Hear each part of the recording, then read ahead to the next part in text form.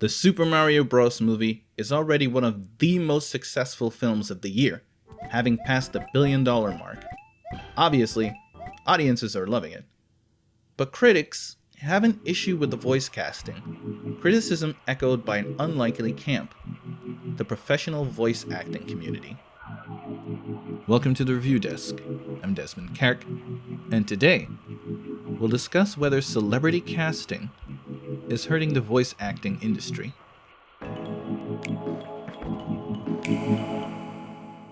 As I stated in my review, many commentators had suggested that an actor with an Italian background be cast as the voice of Mario.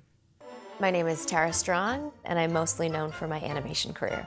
I'm the voice of Timmy Turner from The Fairly OddParents. I wish Cosmo and Wanda were here. I was Baby Deal, and that's my camera.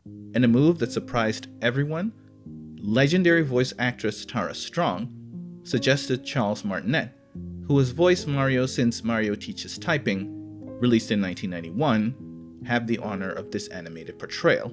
Can I sing a song for you? When the moon hits your eye like a big pizza pie, that's amore. Martinet does have a cameo in the film, but it's kind of like Deadpool creator Rob Liefeld's cameo in the eponymous character's film. Is it too much? Too much? It's perfect! Wahoo! If no one tells you about it, you'll miss it. Yes, it was Rob Liefeld who created Deadpool, not Stan Lee. More on that in an upcoming video. Concerning Martinet, I understand the sentiment. He's voiced the character for over 30 years. But even across all that time, Mario doesn't do a lot of talking in the games. I'm not sure if Martinet's voice would still sound appealing in a 90-minute film that requires long stretches of dialogue. But as Tara Strong has pointed out, there's an even deeper problem with celebrity voice casting. With so many roles going to film actors, there's much less work for professional voice actors, or PVAs for short. Since most of these roles are for prominent tentpole productions, PVAs also miss out on much needed exposure. She states, "Voice actor, I'm gonna put my heart and soul in this for at least 20 years, help sell billions in merch, make the studios millions of dollars, and make generations around the world happy. Hollywood, we don't care." Celebrity voice casting has been around for a while. In 1986, Transformers the movie had its fair share of film actors providing their voices, including Orson Welles as Unicron and Leonard Nimoy as Galvatron. For a time, I considered sparing your wretched little planet Cybertron. But now, we shall witness its dismemberment. One of the most famous and probably most influential instances is Disney's 1992 film Aladdin, which cast Robin Williams in a now historic role as the genie. That was kind of a breakthrough movie, and of course Robin Williams added an element to animation that I don't think we've heard before. Let's make some magic! Let's blow this popsicle stand! During production of this film, directors John Musker and Ron Clements deliberately developed the character of Genie off of Williams' stand-up comedy. Fairly early on, I think we had the idea of using Robin Williams as the genie, and as we wrote our first version of the script, that was one of the key ideas. There was that the genie was kind of a transforming stand-up comedian, very much like Robin Williams. Hello, Aladdin. Nice to have you on the show. We took a comedy album of Robin's, and Eric Goldberg, great genius animator, took a little stretch of comedy off the album as a sales pitch, really, did some animation to it. But first, before we do the play, I'd like to talk about the very serious subject of schizophrenia. No, he doesn't. Shut up, let him talk! Had the actor declined the role, the personality and script for the genie had to either be completely redone, or Disney would have risked that whichever actor would eventually be chosen for the role would end up sounding like a Williams imitator. Tom Hanks, who was already a major Hollywood star by the time Toy Story went into production, was specifically chosen by director John Lasseter, though not because of his fame, but because, as Lasseter put it, Hanks has the ability to take emotions and make them appealing, even if the character, like the one in A League of Their Own, is down and out and despicable. Which team do you play for? Well, I'm I'm a peach. Well, I was just wondering, because I couldn't figure out why you would throw home when we've got a 2-run lead. And we lost the lead because of you. Now you start using your head. And if you're wondering why Tim Allen was cast as Buzz Lightyear, well, he wasn't the studio's first choice. Pixar originally approached Billy Crystal to play the intrepid astronaut.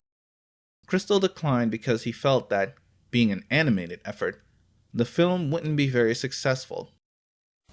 Right now, everything is great. Everyone is happy, everyone is in love, and that's wonderful. But you gotta know that someday, believe it or not, you'll go 15 rounds over who's gonna get this coffee table.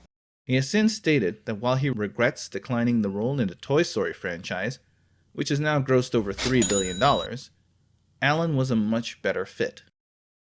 Crystal would eventually star in another Pixar project as Monster Inc.'s ocular abomination, Mike Wazowski.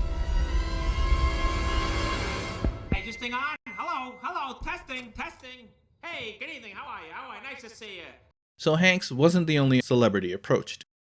This is because Toy Story was produced by then Disney chairman Jeffrey Katzenberg. The marketing of these films became an enterprise unto itself.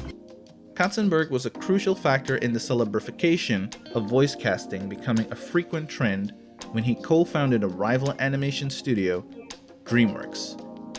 DreamWorks were new to the field of animation and, despite the big names of Katzenberg, Spielberg, and Geffen, had a huge competitor to deal with, Disney.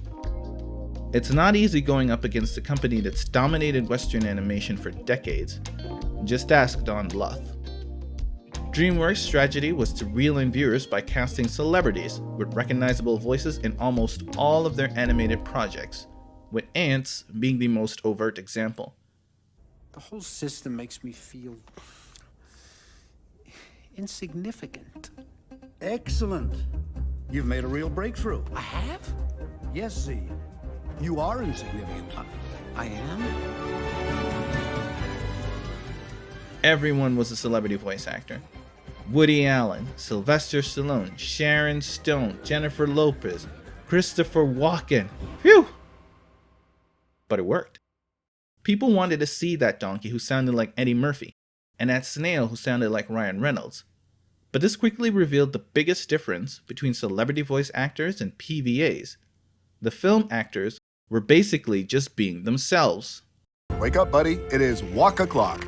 Man, that hurt. Yes, and that hurt me as well, due to the fact that I feel pain as any ordinary canine would. You ain't normal, man. Being a film actor takes a lot of skill, but so does being a professional voice actor, something that requires a completely different set of skills altogether. Lemon lime liniment.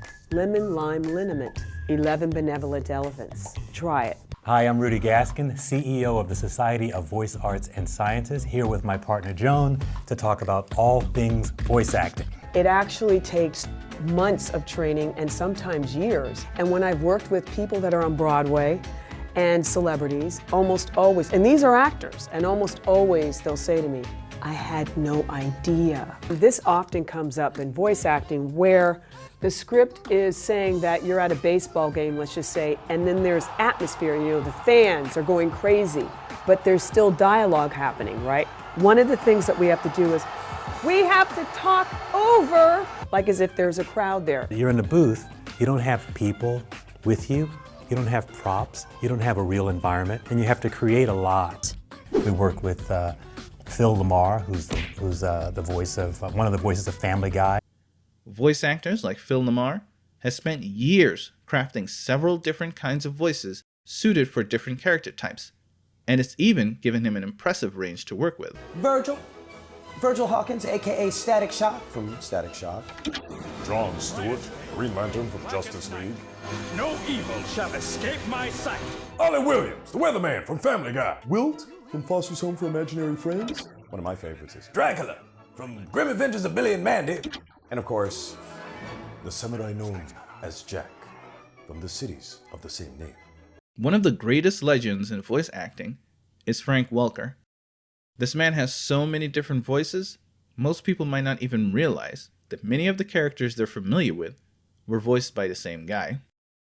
Even if we could use our traps and throwers, we could never hold him. Hey, Egon!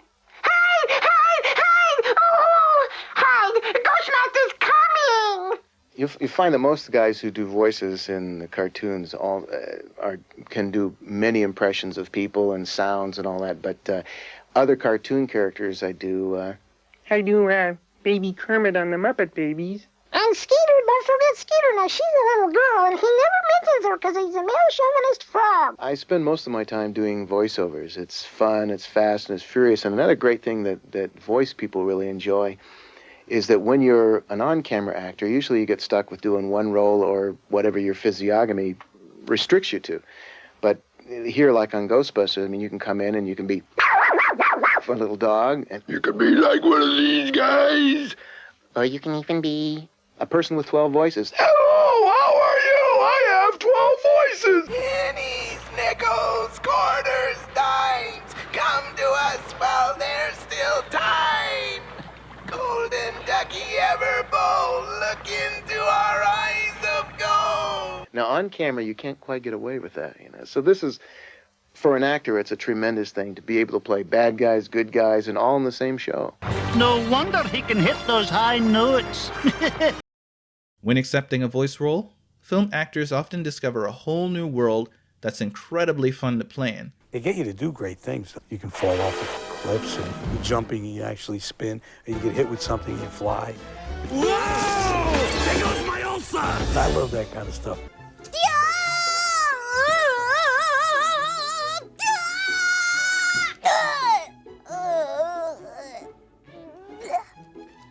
Perfect. But let's be honest, for most film actors, a voice role is just something they could do for fun. For a PVA, it's their bread and butter, and repeatedly losing a paycheck to a famous face can be quite frustrating. It's not all that cut and dry, however. If studios were to limit themselves only to professional voice actors, they could be missing out. Some of the greatest performances have come from the most unexpected places. An impressive case study on that matter is Disney's own 1989 film, The Little Mermaid. Jodie Benson, the voice of Ariel, was a Broadway actress and had never acted in film, animated or otherwise. They approached it like a Broadway musical. It is something totally different. The characters actually run out of words, can't express themselves anymore, and it has to come out in song. Stage acting and film acting are two different flavors, a reason why film actors wouldn't necessarily flourish on Broadway, and a Broadway actor wouldn't be able to easily give you a convincing performance rather than a dramatic and flamboyant one. Broadway actors have to focus on body language and expression. Every audience member, including the ones seated in the very back, need to understand what the actor is conveying, so there's no room for being subtle. But subtle is sometimes exactly what a live action performance or even voice acting requires. This is why having the proper guidance is important. Howard Ashman, a former Broadway director, served as producer on The Little Mermaid, but anyone involved in the film will testify that he was so much, much more. Probably one of the fondest memories I have of working on The Little Mermaid is Howard Ashman right next to me. I'm going to try one more, even more, using more of the tomboyish. He would raise me up to such a level of performance. What would I give if I could live out of these waters? And I got the video of the recording and watched Jodie sing, and it was just seeing it in her eyes. She believed it just like I believed it in listening to it. Come in, my child. We mustn't lurk in doorways. It's rude. One might question your upbringing. Actress Pat Carroll famously voiced the character of Ursula. It was Carroll's first time portraying a villain, and she has said that she immensely enjoyed the experience, and it went on to become her favorite role ever. This is which we wrote down here, which we should include up here, which is... I had wanted all my life to work in a Disney film. So we wanted to put a chuckle over, sort of one of your low chuckles, over that move to the vanity. And when I was called by the agent to say, would you like to audition for a Disney film? I said, Oh, my Lord, that's an answer to prayer. Of course I would. We mustn't lurk in doorways. It's rude. One might question your upbringing. One day, we were waiting in a music rehearsal for something. I said, Howard, may I ask you a favor? And he said, sure. I said, could you sing Ursula's song for me?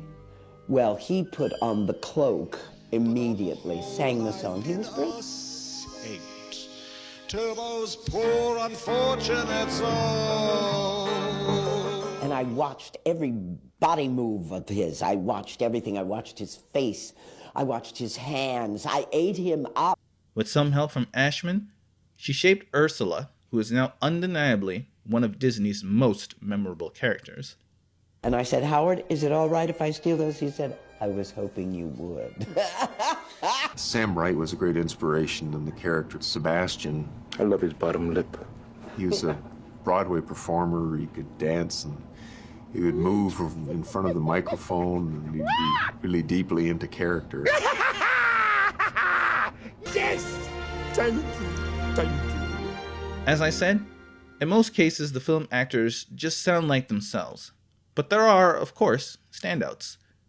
Keith David garnered critical acclaim for his portrayal of Spawn in the character's titular animated series. James Woods was without a doubt the standout as Hades in Disney's 1997 Hercules. James Woods plays Hades. Name is Hades, Lord of the Dead. Hi, how you doing? James Woods has a real unique view of the character. He does that fast-talking car salesman, con artist kind of thing. You auditioned for being in these movies. I guess everybody came in going, hello, I'm Hades. And I came in going, hey, Hades, how you doing? Nice to see you. Nice face. Yeah. I wish you could see yourself. You look fabulous. Did you cut your hair or something? You look like a fate worse than death. You, of course, can't see yourself because you don't have eyes. Oh, gross! The more we did this kind of insane, loopy, kind of off-the-hip stuff, the funnier it became to us. Ah, you have the voice of a siren. All you need now is a 4-alarm fire. Just listen to this voice test by actor John Lithgow, who was initially approached to voice Hades. Isn't this pleasant? I was just supposed to come along as an observer. Right now, what I'm observing is very odd. And speaking of Disney, I can't think of anyone else who could deliver the chilling performance Jeremy Irons did as the Lion King's Scar. Quiver with fear. Don't turn your back on me, Scar. Oh no, Mufasa. Perhaps you shouldn't turn your back on me. I know that your Fun fact, during the recording of Be Prepared, Jeremy Irons blew out his voice. Some parts of that iconic song are actually sung by veteran voice actor Jim Cummings, who has voiced characters like Winnie the Pooh, Darkwing Duck, Zummy Gummy, Don Caunauge, Pete, the list goes on. The next time you listen to Be Prepared, try to see if you can spot which actor is singing which part. So there's absolutely no reason to abandon celeb voices altogether, but perhaps it should be narrowed down to the ones who are capable of crafting a voice for the character in question, putting the emphasis on who they are rather than who they sound like. All right, how do I look? Like a vampire on a day pass. The great thing about Robin, aside from his improv, was that he could really come up with sincere emotion, and I think it was important in this character, as with all the characters, to really get the audience invested in his plight. Jeannie, I'm gonna miss you. Me too, Al. No matter what anybody says, you'll always be a prince to me.